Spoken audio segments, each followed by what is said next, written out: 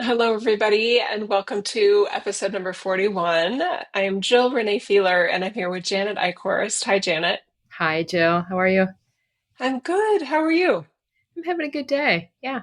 Awesome. I love it. We have a plan today, and I'm going to read the topic because I love how it came through when we were discussing it. What to do when you start disagreeing with your spiritual teacher. We hope to offer you specific steps and specific perspectives that will help you to um, re-assimilate your relationship with that spiritual teacher or with that spiritual advisor so that you can allow yourself the benefit of everything you received from that person and maybe the work that they've opened you up to, while also giving yourself that space for disagreement, for not seeing things the same way as your spiritual teacher.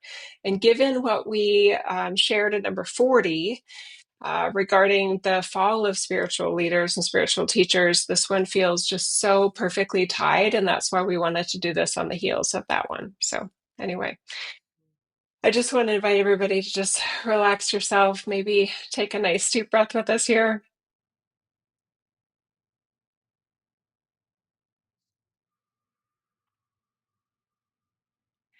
It's our intention with everything that we do to offer personal empowerment, self love, and perhaps completely different approaches and different ideas for helping you feel more empowered and more love from source energy directly, as well as for yourself. So, Janet, what are some of your ideas on this? I feel like there's an on ramp here that you can provide us. There's a lot of on ramps. So thank you for introducing that. I wanted to open it up a little bit wider before kind of diving in. When we talk about spiritual teachers, we're talking about mentors. You use the word spiritual advisor. So this could be even in your church. This has a very far reaching effect, and it even applies in very practical matters to everybody we interact with. So, because Jill and I are about empowerment and spiritual topics are so vital in our own spirit, and how we get to be empowered in the spirit of the God source that we are. That's why this one's really focused on the spiritual aspects, but it applies very broadly. So I want to normalize disagreement in our world first. It's a sign, as we talked about in our last podcast, spiritual gurus were done with that as a society. They're really falling off their level of usefulness, whatever usefulness that had in the past. So we're doing something different now. And because our individuality and our sovereignty is so vital, we all are our particular flavor of source. We're all unique. So naturally, we're not going to agree on everything. How could we? We would be living in a very bland environment if that happened. It would be boring, right?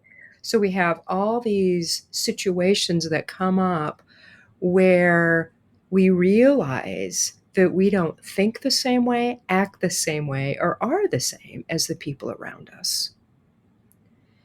Whew. So this is a transmission, I want to say. This is an experience. And so, if you could possibly drop into yourself a bit more right now, that would be great. Using your breath, you can even put your hands on your body. Breathe into you and allow yourself to be more of you as the God source that you are. So, I like to find the excitement in things that happened. So if I disagree with a spiritual teacher, this might be a major sign of my personal spiritual growth. And so the perspective, Jill and I are always talking about fresh ways of looking at things in perspectives. So perspective is really good with this one in particular. because it can be seen as a threat to things that I think I need if I start to disagree with somebody. Like, oh, this could go very badly. Listen to my voice here. I do hear that. I might not want to speak up. and I may not get my needs met if I don't have this relational thing. If I say this thing, this person might flee. I might not be able to talk with them. Might not be able to continue in the same way.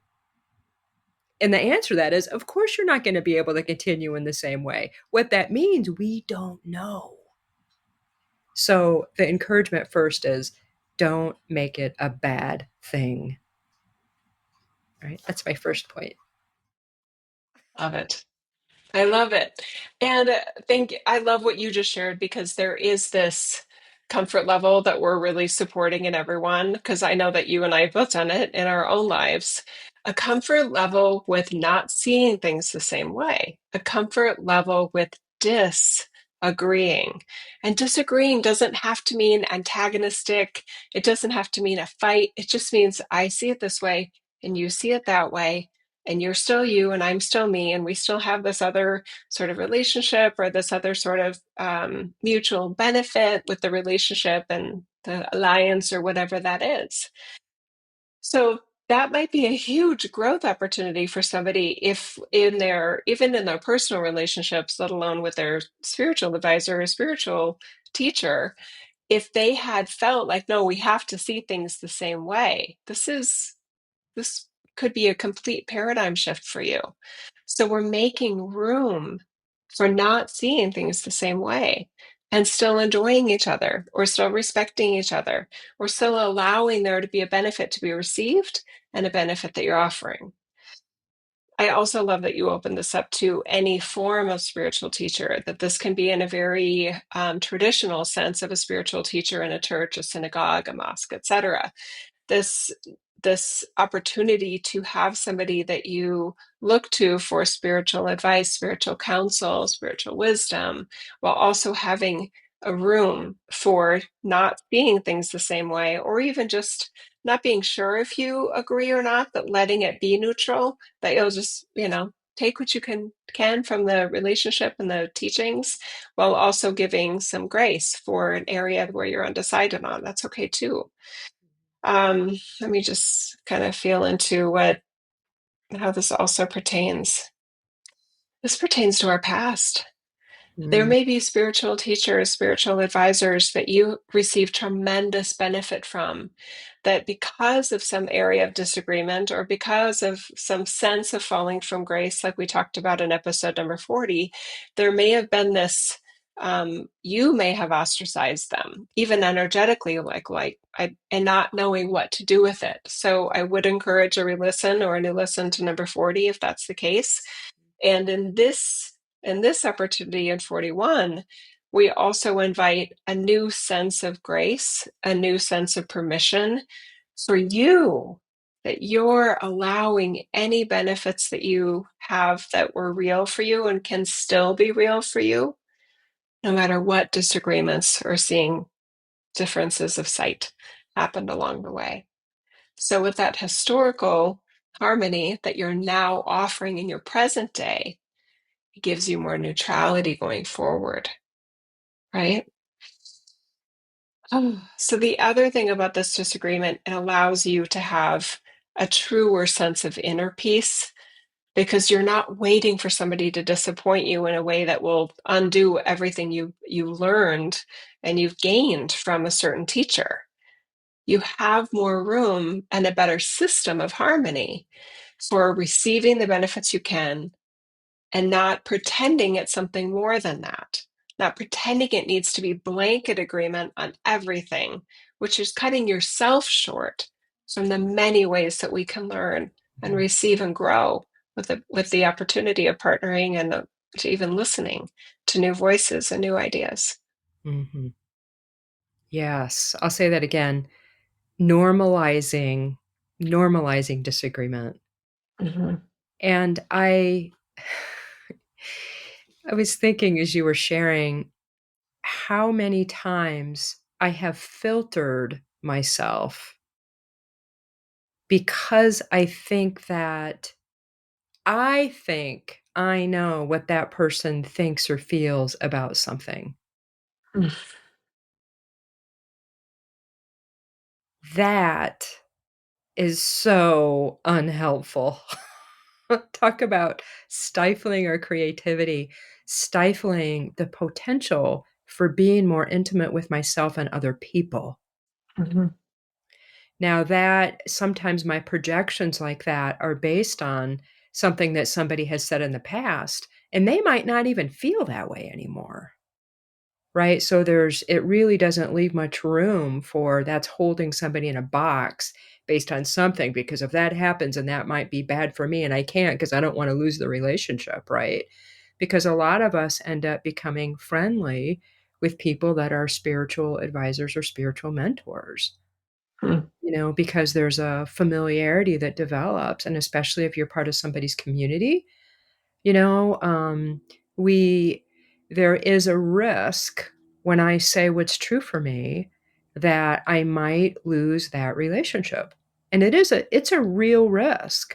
I mean, spiritual maturity, I have found that isn't I assume way too often that people have it when they don't. And I Mhm. assume way too often that people have their own system or mechanism for processing when they get triggered. And this is people in spiritual roles, in leadership roles. So there is an inherent risk in that, but the payoff for ourselves and for society, it's unlimited. It's unlimited because nobody can do what you do. Nobody can do what Jill does. Nobody can do what I do in the way that I do it. So if I'm filtering, and that doesn't mean that if I know somebody gets triggered, I'm going to purposely talk about it. Well, sometimes I kind of do, but not in a disrespectful way. I tend to invite people to change and to be more of who themselves. So I'm not talking about that, but yeah, I really do want to say what's on my heart, and that allows consciousness shifts, that allows new ideas, that allows an alchemy of heart even with people. Mhm. And if you have a spiritual mentor or spiritual, whatever word you want to use, and and they're not open to receiving from you, everything is a give and take. And so to me, that's kind of a criteria almost. It's not that I have to have a personal relationship with everybody, because I might be in somebody's community, and that format of that community means that I'm not having direct conversation with them all the time. Like, that's okay. Mhm. And Mhm. if people don't have an openness to new information, if they're so threatened by that, well, perhaps you should disagree with them. Oh my gosh, I feel this. I feel so many different directions that I'm hoping we get to in this episode. Mm. Yeah, I keep wanting to rush it, and then I'm so, no, Jill, this is super Oh, important. Go back to the part I was feeling earlier. There's an inner child component to this that I really feel. And whether it's nature or nurture, or whether it's pre-research that we did prior to an incarnation that we're having right now, there can be a sense of fear of disagreeing with somebody that is supposed to keep you safe, or that you've just put them in that role, that you don't want to get spirituality wrong because those can have eternal consequences, right? So the idea that as maybe a child or somewhere along the way, or again, even pre-incarnation planning, there was some sort of seeds of you have to pick the right belief system. It's imperative that you pick the right spiritual teachers, and you have to stick with them because they are your let's see, they're your conduit to source, they're your conduit to God. That's a very serious relationship. So that puts so much pressure on that spiritual teacher. It puts a lot of pressure on you to keep upholding an image of them, right? So we're really approaching this in perhaps a completely new way than you've ever thought about it. Like, wait, they're human? Wait, they're actually more like me than I've ever wanted them to be. I don't want them to be like me. I don't want to see them as fallible. I don't want to imagine them that they've had a bad day or that they might be just completely dysfunctional in these other aspects of their life. And that's where we get into the cognitive dissonance that you and I talk about a lot in our episodes. So I just want to, yeah, give yourself a big kind of cleansing breath there and like oh God, we're going there. Yeah, we are going there. Because if you find yourself in a pattern of pretending your spiritual teacher is something that it's impossible for them to be, then you're part of that facade. You are part of the sham in a way of pretending that they are closer to source, closer to God than you are. They may have gifts and strengths and abilities that you do not have, but that does not mean that they're closer to God than you are. And there's responsibility in that. And it could be that some of our layers feel very incapable and are starting to shut down right now with a la la la la la kind of response. So just take a moment and give yourself any comfort that you need, patting your chest possibly, just like pumping your hands, pumping your yeah, pumping your fists a little bit to get the blood flowing again, and just allow yourself to be in this space of newness and reconsideration of your role in your connection to God. That individual that you've been calling your spiritual teacher or spiritual leader is a part of that system, but maybe they've been promoted to a role that has disempowered you and your direct connection to source energy, your direct, inherent, unbreakable connection to God. Mhm. It's impossible for somebody to be closer to God than you are. Mm. Think about that for a minute. There's no such thing that I'm closer to God than you. Like that, what? Yeah. But so many traditions, I know we're in many ways kind of preaching to the choir, good pun. But also that, what you just said there, which I completely agree with, is in defiance of a lot of traditional religious organizations and structures. Is that the reason that they exist is because you can't be close to God without them. That's a premise of a lot of spiritual organizations, traditional ones, non-traditional ones, etc. Mm, Um, mm. we're into a really, really this is an even bigger topic than I thought when we were writing. Way, way bigger. And I just want to take a breath here because this so threatens our safety and security. Mhm. And I feel that. And I can feel like a settling down into it. And I feel emotions in this, and it's what do you mean? Like what do you mean? That this person isn't my pathway to my salvation. Um, What do you mean by that? And this, I want to say, is unconscious for some people. Consciously, we can have a conversation and you say, oh, no, no, no, no. I'm just as close to God as everybody else. And then you go in and you're like, oh, what did she just say? I do have that idea somewhere inside that somebody else is going to allow my salvation, that it's outside permission based. yeah. And, I want religious institutions to support people in healthy ways. I'm not dissing anything that is helpful for people.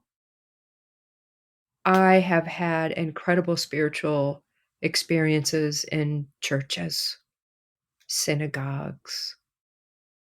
I have, and I will not deny that. And these are even ones that I would say have power imbalances built into the whole system. And I still have had incredible spiritual experiences. I go in there and I refuse to not be who I am. Love exudes from every pore of my being, and it does that there too. And I can receive God directly in those institutions. And that does rely, or not rely, it does, the fact that people have talked so much about spirituality and some have actually experienced it.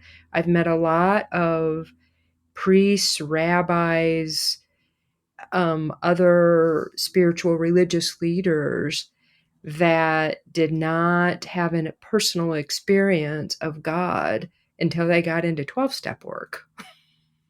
Believe it or not, Mm. that's a huge population. And that's because they were basically having their spirituality on the outside versus having it be on the inside.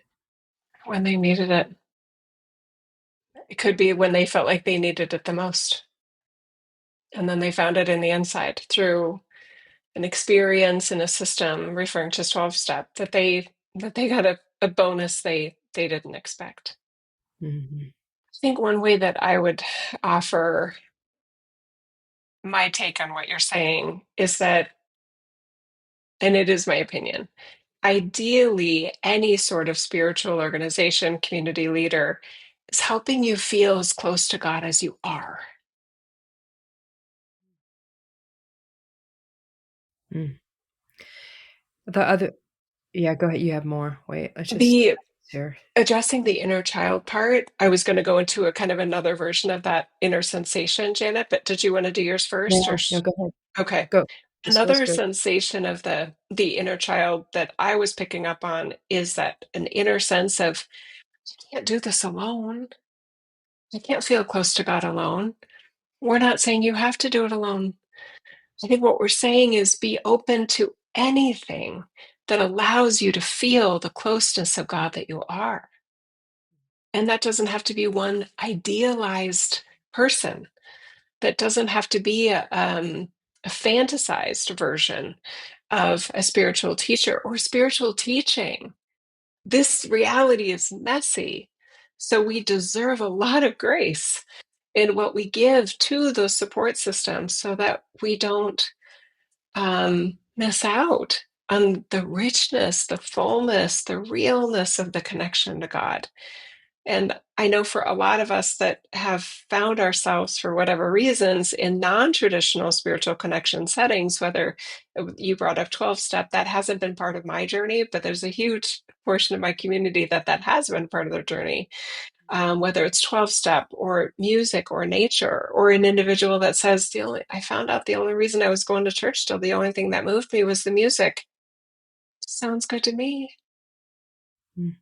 If you felt closer to God from the music with others that were letting the Holy Spirit move them through the music in a service, and that was the most connected you felt all day or all week, it's great. Mm. This is so beautiful. I just have this image of sitting in some sort of religious institution environment on the day that we're there to do what we do in that place. And I disagree with what's coming out of the mouth of whoever is speaking that's up there. And I have such love in my heart, and my God is shining so brightly through me as me. And there's no animosity. There's no, I have to prove anybody wrong. Like my wholeness, my completeness as a spiritual being in human form I know that so completely that I can listen to things, even if people are in a role of authority, without having to do anything but be. And I wanted to bring up, I laughed because in that moment where it's like, who's going to go? I was thinking about community, and that's exactly what came out of your mouth was Mm. community. Religious institutions, there's a healthy, and this could be, yeah, any sort of group that has a spiritual focus, whether it's a religion or not. Um, this community based, there's a common, so if there's a common theme in the group that we seek to kind of be more God, and other people might have different ways of describing that. But for me, that's how I interpret it for me. That community is so important. That inspires me, that helps me feel more of the God that I am. Now, not every environment will do this, but if I find one that does that for me, I go, like, I wanna go. And Mhm. sometimes the most spiritual person in that environment might be the one sitting right next to me.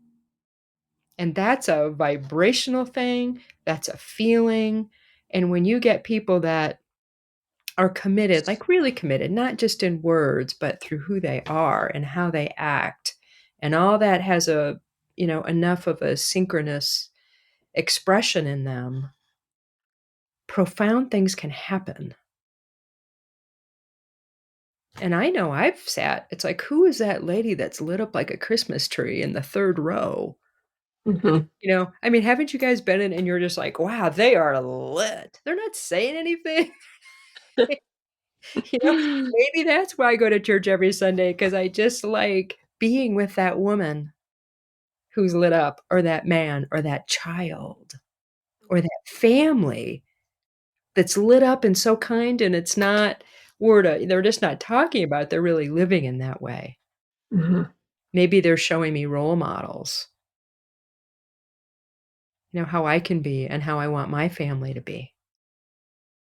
So disagreement, and I can sit there and disagree. It's like, "Yeah, but that's not why I'm here. That's not what I'm Mhm. doing." And that doesn't bother me. Yeah. Oh, this is like a sea change. It's just big. I I can definitely think to experiences in my life where I had expected more from somebody. I don't feel like I Mm, was putting them on a pedestal per se, but I definitely maybe saw more potential than I actually observed was demonstrated or acknowledged or reliable. Um, and I think even in those instances, there's still opportunities as I look back on those relationships, just trying to still look for more harmony in that so that I don't feel any ill will or negativity, that I can adjust myself to the essence of compassion for them, that being a spiritual teacher, being a spiritual leader has so many obligations and so many expectations that somebody may have never signed up for. Maybe that's especially true in a non-traditional sense versus these traditional religious organizations, spiritual organizations, but it's probably across the board. Um, so I would just invite anybody that connects with that you can adjust your disappointment or even your anger to compassion. That it's possible they were doing or are doing the best they can with what they know. It's possible that they actually didn't do anything wrong per se, but it didn't meet your expectations of them. But there was no formal agreement between your expectation of them and what they promised to deliver or promised to be for you. Having a lot more flexibility in, okay, this is my expectation, let's see what happens. I will receive all the benefit I can from this individual, and I will try hard to not impose my expectations on them, and I'll let them be exactly what they are as the conduit, as the creator of source energy, that the source energy that they are, and let that be inspiring and motivating and informing and healing and compassionate or whatever I'm looking for. And if any of the needs that aren't met there, I'll be open to receiving those in other ways in this reality and in this environment, in this lifetime. Yeah, like maybe tomorrow. Right now, Uh, Janet and I are ready to deliver. let's go. I wow, I love the flow how this is going because every time I think of something, you just like deliver the next thought that I want to present, and it kind of feels like we're going back and forth in a really nice flow today. Um, because I was like, okay, so what do I do if I disagree with my spiritual teacher? Grab your choice points, right? And that's exactly what you're Yeah. talking about. Conscious choice points, you know? And this is the theme that we talk about all the time. Be real, be honest. If you're triggered, take a breath. It's not the end of the world. It is not, even though your inner child may think that it is, because something very dear to you is being threatened, like your safety and security in your life, right?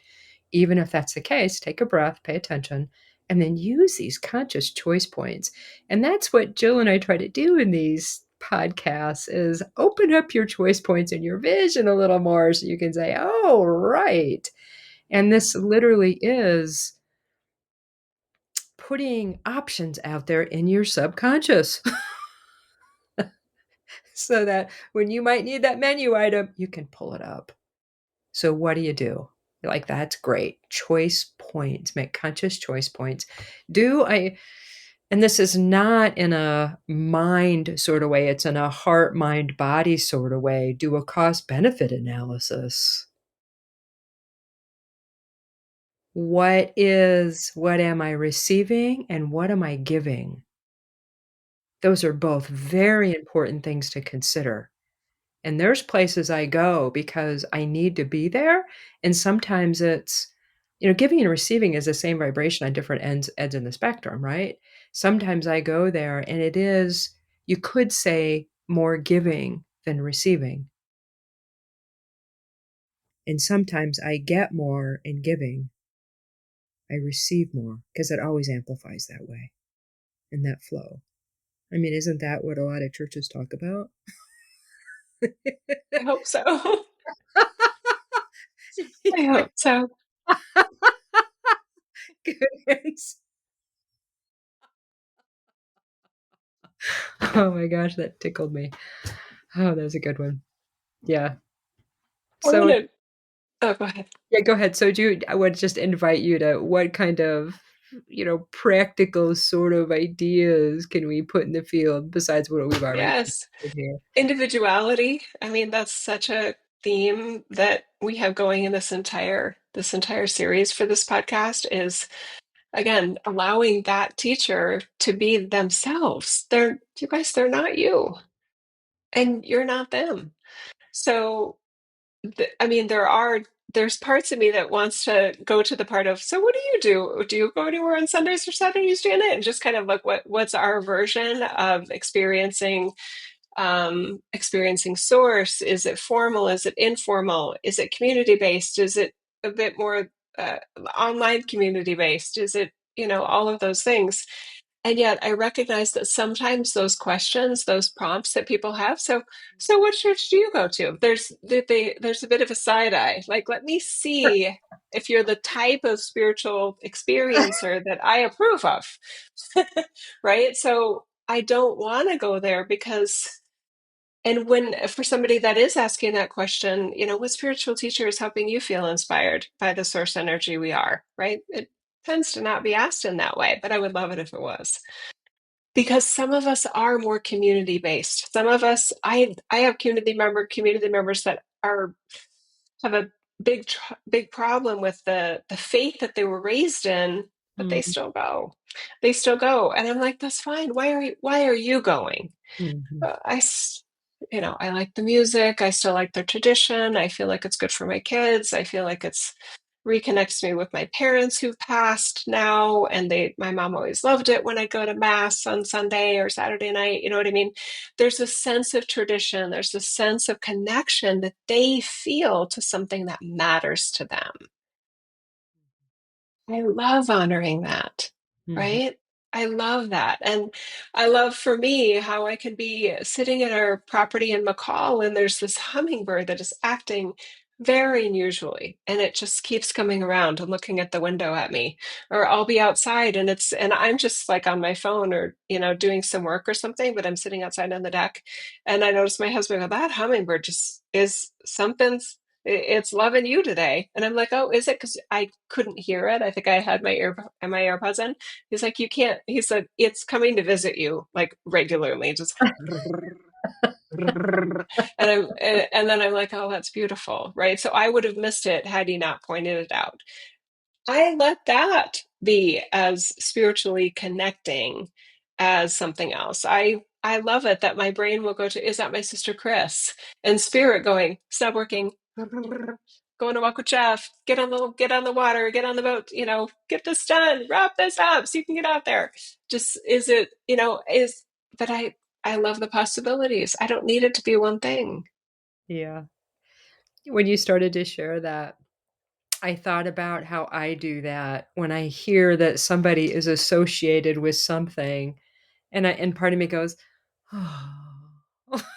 And I was like, Disappointment "Wait, in a yeah," disappointing way. Yeah, because no, I do they're the same involved thing. If with it's a this spiritual tradition. teacher, then I'm like, Oh, oh, oh. and I was like, "Wait a minute, what hierarchical bullshit thing do I got going on in my mind right now? Like, somebody's better or worse because they're associated with this or not." I mean, and then the assumptions I make about that, well, if they're there, that means A, B, C, or D, and we just share, like, a bazillion examples how that's not true. I You know, know. I was like, wow, wow. So Yeah, you know, what am I doing? What am I doing? Which I channel? know. And I want to offer perhaps a new approach to if you do that, right? Because I do that. And I actually have decided I will always do that. Mm, I have opinions. I'm a highly opinionated person. So if somebody says they are, listening to so and so's YouTube channel or something in the non-traditional spiritual connection realm, and if it's somebody I don't know, sometimes I do want to like go and see what I feel about them, just out of curiosity. There's so many spiritual teachers that we have available on the planet. I like choices. And if it's one that I already have decided, oh, they're lying about their entire origin story, take all of it with a huge grain of salt, right? So I normally don't say that. If they ask me, like, do you know so and so? I'll normally kind of temper it by sensing how excited they are about what they're learning from that teacher. And sometimes I go, yeah, I've heard of them. I can see why they're popular. And because normally I can. And yeah, sometimes I'll leave out the part that because they built their entire origin story to attract individuals to their total fabrication of who and what they are and why they're spiritually connected. And it's all about them and their spiritual connection. And it's not empowering to you. It's not teaching you self-love. And it's creating this codependence yeah. cult-like experience. And so, yes, sometimes I withhold those opinions, but I have those opinions, but I didn't get to the part I was going to. It's okay to look at it as a flavor of ice cream. That approach has worked really, really well for me. I am not going to order ice cream and go, you're seriously ordering cotton candy? What's wrong with you? Like cotton candy ice cream or rum raisin. Oh, I'm just going to go rum raisin. I'm not having rum raisin. I will do the mint chocolate chip or whatever. If you look at it like flavors of ice cream, then you will allow more grace because source energy is big enough to speak through anyone and love you through anyone and anything. And I want to make God that available in this reality. I want that. When I go to a predominantly Muslim country that wasn't always predominantly Muslim, Egypt, Mm, I had a total open heart of, I'm going to bring my light of source energy, and I can't wait to see how it's reflected back to me. I can't wait to see their version of it. And then we happen to go during Ramadan, the third time we went. And I was like, you have to teach us how to say Happy Ramadan. It was Ramadan Kareem. And I am so happy to know that phrase because when a Western person said that, and they know, they can tell that you're Western or they can sense that you're non-Muslim. And when you say to them Ramadan Kareem, I had the response of everyone going, excitement, joy, at the respect of Mm. the source energy that they practice. Whew. I encourage everybody to do that. I just have waves of this really beautiful energy moving through my body right now. Thank you for that, Jill. I wanted to share about a spiritual leader that I'm thinking of. And Jill and I were just, I'm not going to share who it is to you guys because it doesn't really matter. I don't want anybody to pigeonhole any ideas or opinions about that. I want you to form your own. But Jill and I were just talking about this person, and I'm looking at my evolution. This person's been around for a long time. And there were parts of my journey where this person said incredible things that I am still using today, like just phrases or different perspectives that have been so valuable and just kind of like, whoa, you know. And I've met this person a couple times. I've heard him speak a couple times. And they were recently interviewed by somebody and they've decided to go this one particular direction. And I have opinions about the direction that they've chosen to go. And meaning that I don't, it's not what I want to do. I'll say it that way. And during that interview, I still had some, I want to say, heart opening moments during the interview, even though I disagreed with what they were saying. That's profound to me. That's profound. And so the possibilities as dimensional beings, what we can do on this planet. And, you know, I'm pretty much okay if people want to judge me for what I do or what I don't do, versus like ask me like, well, why do you go there? Like, what do you get from it? Versus being curious if they really want to know, if they care about me or if they, especially if they're friends. I hope that they do. Right? Versus making like, ugh, I can't listen to her. I can't be with her. Or, I'm not listening to her YouTube channel anymore because I heard she's listening to so and so, and we know that they're evil, right? That they're doing. I mean, this thought process. This is about profound disagreement and being threatened and not having a level of openness or discernment to make choices where I'm not making people wrong and I'm not making me right. I'm just being present to what is and making choices about how to navigate and what to do. I like that so much better. I do too. I feel like this, I just highly recommend it, you guys. I hope that you're getting that from both Janet and I. There's such an upgrade in this reality that allows us to be closer, feel that closeness, act close, Mm, know we're close to the source energy we are in a way that can be very challenging for humans. So, this idea of what to do when you disagree with your spiritual teachers, acknowledge the disappointment in yourself if it's there, acknowledge anger that you may have within yourself. Allow all the feels that you may be having and be ready to give all those feels a hug within yourself as the source energy you are, which is the ultimate of compassion, while allowing grace for the other individual, that they're probably doing the best they can with what they know. They've provided a benefit and a service to you, I hope, and let that service or benefit be what it is.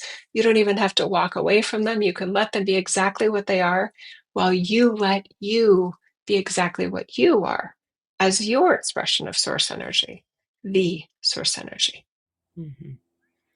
And choice points will present whether you want to continue or whether you don't. And you can do that from an empowered place. And sometimes that requires a pause or a few pauses, or maybe a timeout even. and that's okay. Like, let yourself have that. And then there's a decision about whether you share that with the person and how you share it, if you're guided to share it, if you need to. And because that can be a powerful opportunity for both parties.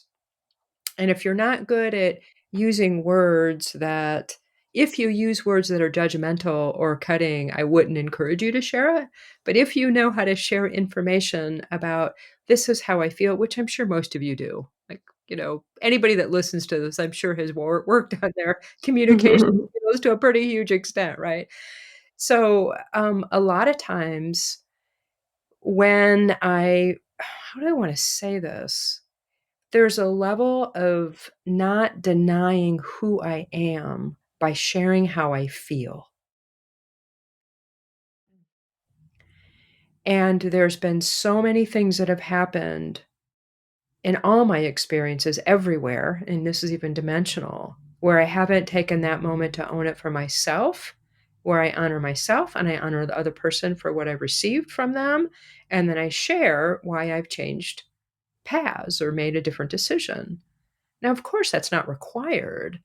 But I feel like some people, I have a deep enough level of intimacy with them or history with them that if I share that information, that could be incredibly honoring and may present an opportunity for them that they might not have had if I didn't share it.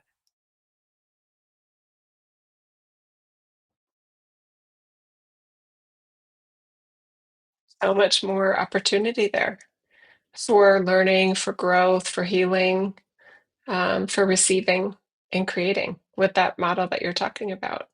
Yeah. There's something that I want to express very, I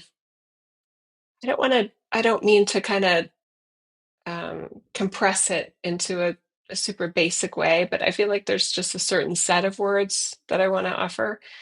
And it does relate to the inner child part that I was talking about earlier, where we may have been raised in an environment or somehow felt like it was safer in this reality to just pick a thing, pick a faith, pick a teacher, and just like, okay, that's my person, that's my belief system, and I'm all in. All the chips are on the table on that bet in a way. I haven't seen that go well. If somebody's life is supported by that and they feel like a very high functioning, whatever their goals are, version of themselves, and that is working, I that's great.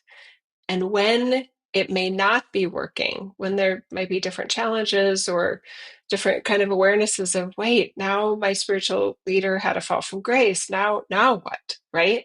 So I've seen this, and so I'm in a very high percentage of Mormon communities where I live in Idaho. And there, it does seem, in my experience and observation, like there is a larger number of people questioning slash stepping away from their Mormon faith. And one struggle in the faith crisis of faith that I've observed many times over with individuals is I can't decide if I believe everything, which I'm starting to feel like I can't believe everything. But does that mean I don't believe anything? Mm, That was a huge part of my life, my identity, my history, Jill, right? So there's this, and again, that's part of that system as it was presented to them, offered to them, I want to say sold to them, is this is the truth. mm, So when you find one little stray fragment of, but that's not true. So does that mean none of it's true? I don't even know if that's the best question in terms of disagreeing with a spiritual teacher. Is it true? What if another answer is, does it benefit you? Does it serve you? mhm, To act as if that's true. And if it's not serving you and being the light of God that we all have the opportunity to be and operate as in this reality, I would say just put it to the side just a little bit to give you more room to personally experience the source energy you are. It's not based on what you believe. It's not based on what you've called true. It's by nature, by design, by inherent function.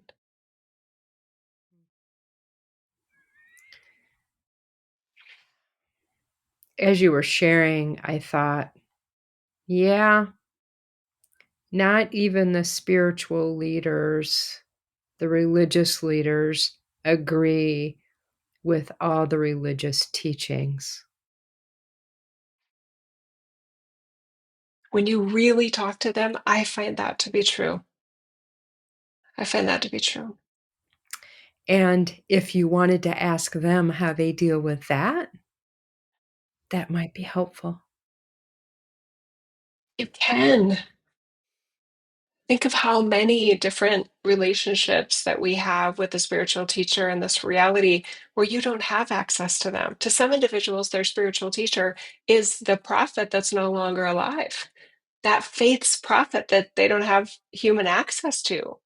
Right? So then it's based on this legend and lore and stories and doctrine and all of these things. So even getting access to the local version of the speaker of those words, the representative of that doctrine, right? You may not have the opportunity for personal access. You may not have the opportunity for an intimate conversation about like, okay, here's the book. What do you really believe? That's a very vulnerable position for the doctrine ambassador to be honest with themselves, let alone you. So I would just want to preface that expectation. I love the idea though. If there is the opportunity for access and go, what parts of this do I need and what parts of this do I don't need? Because this book's taken very seriously around here. You know what I mean? Yeah. Yeah, and there's sometimes subgroups that develop in religious institutional environments Mm. where you can create a community for yourself Mhm. to really explore, and that's how different sects of churches have developed. That's exactly right. And we're talking a heck of a lot about interpretation here. Mhm. You know, God says something, I interpret it. You hear the same thing, you write down something completely different. And then when I read it, the way my mind is configured Mhm. and wired, when you read something that somebody else wrote down, you get something completely different than what I get from it. And what I love about this is about the material for sure, about what comes through the material, but it's also how I'm able to receive, where there's profound writings that every time I read it's different. And I swear they put that in there that it hasn't been there before. Mhm. 'Cause Mm. I'm not who I was, and that means I can receive something different from it. I love that because that's my continual Me too. inspiration. That's Mhm. I mean, I need and want do I need it? Probably, because otherwise I get bored and, like, why would I even be here, right? But Yeah. that, like, continual expansion and inspiration is just that's why I like being on planet Earth. That's a, that's a super good point. And I don't want to get too theological, but that's my favorite way that God acts in this reality is that I share a message once a month with my community. In addition to the sessions and the readings and the other work that I do, and of course and that's anyway. I love the fact that even I was the one that assigned the words to the energy I was feeling inspired by, right? And I can listen to the message or find the summary, try to write the summary for it and going, did I say that? Oh my gosh. Oh, that's so good. I love that. I didn't think I said it that way, but it's even better. And I've just experienced myself and heard from so many people. I re-listened to this course, I re-listened to the reading that we did 10 years ago, Jill. It changed and it's exactly what I needed today. I love that idea. So, Yeah. this literal approach to some of the sacred texts in this reality is that no, no, no, those are the words and the words can't change. It's so limiting. It's so limiting versus letting it be that source energy can like change the words on the page for you. So, from that perspective, how can we not disagree? It's so true. And then we want to agree. Oh man. Oh. Oh, Great. I feel like Source just needs way more latitude. And I completely acknowledge the fact, and we brought this up earlier, and I know we're starting to wrap up here. This is scary. That's why religion and faith and belief and all these things is so serious, is because for many people, that's what keeps them safe in a very dangerous reality. I I disagree. I'm not looking to my faith to keep me safe. I'm not looking to my beliefs to keep me from harm's way. Harm will happen and does happen in this reality. Dangerous situations are literally not even around the corner. They're right in front of us throughout our lives. I would never ask my faith to pretend it's keeping me safe, but I always know that God is there for me no matter what happens. That to me is a much higher functioning system. I don't have to be disappointed in the teacher.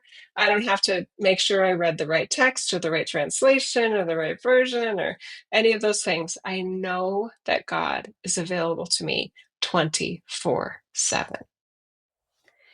And that level of relation, that Mm.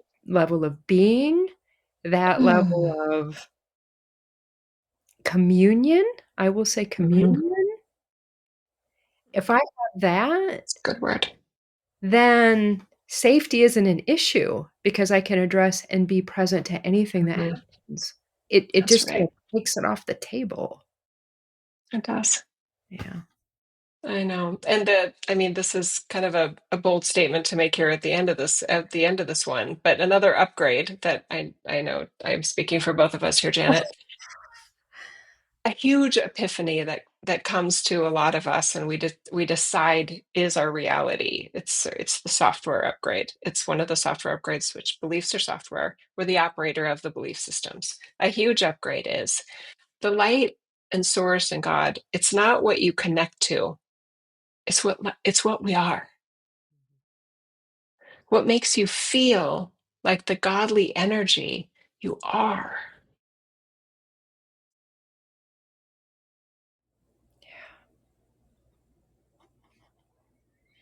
I hope you guys enjoyed this discussion. It certainly went way deeper and wider than I anticipated that it would go, and that's beautiful. I mean, that's exciting to me. And yeah, so disagree, disagree. If you disagree, disagree.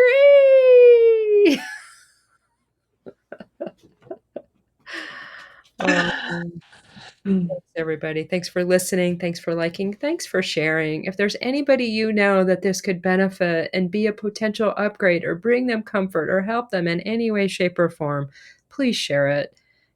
Subscribe, hit that little, thing, that icon, and you'll be notified when we release new podcasts. And just thanks so much for being with us. Really, we can feel you. Thank you. Thanks, Jill. Thanks, everybody. Thanks, Janet. Bye.